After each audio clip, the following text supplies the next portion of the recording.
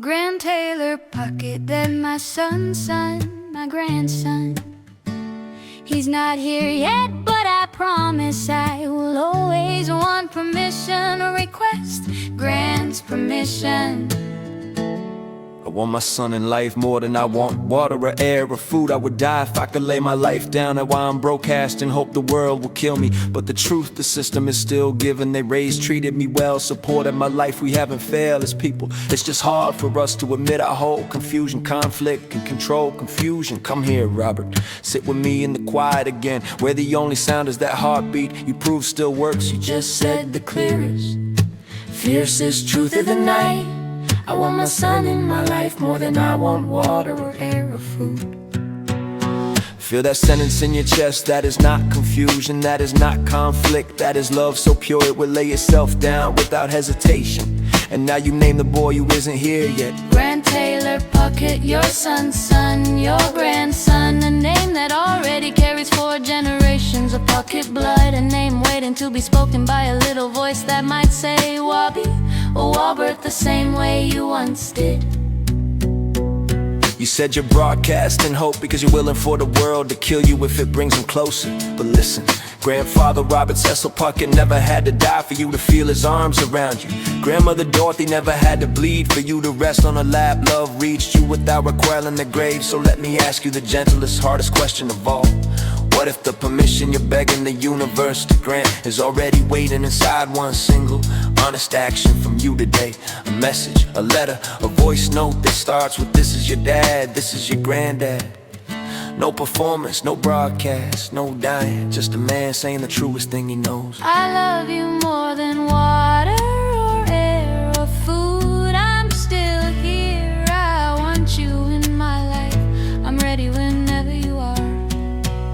Because the system didn't fail you, Robert, people are confused. Yes, control slips through everyone's fingers, but love, Puckett love, has always traveled the long way around walls, across years of silence, through storms and shame and speech that turned R's into W's. It traveled to you once when you were small and didn't have to earn it.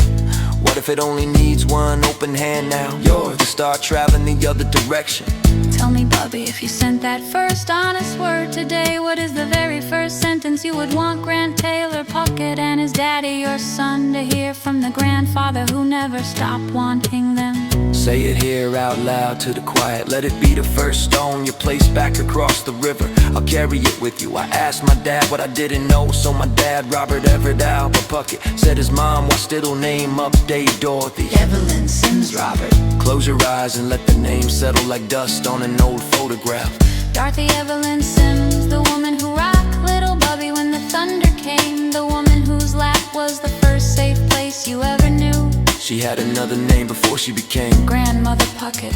A girl name, a maiden name, Sims. When your dad told you that, when Robert Everett Albert Puckett Sear gave you the missing piece, what moved inside your chest? Was it the soft click of a puzzle snapping into place, or the ache of realizing how much of a story you never got to ask about while she was still here to tell it? Dorothy Evelyn Sims became Dorothy Puckett when she married Robert Cecil Puckett, and together they raised a little boy whose tongue turned R's into W's and loved him so completely that he grew up believing he could face anything. Now you are the one carrying her full name forward, the one who can still speak it out loud so it never disappears. So let's do something quiet and sacred right now. Say it with me, slow, the way she might have said it to the mirror when she was young and still a Sims. Dorothy Evelyn Sims.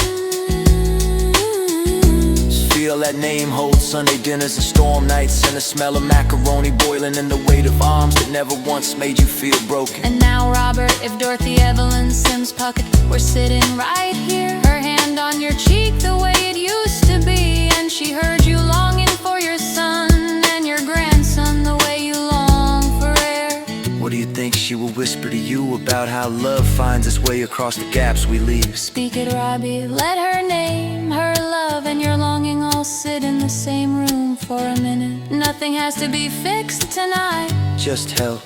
I've got space for all of it.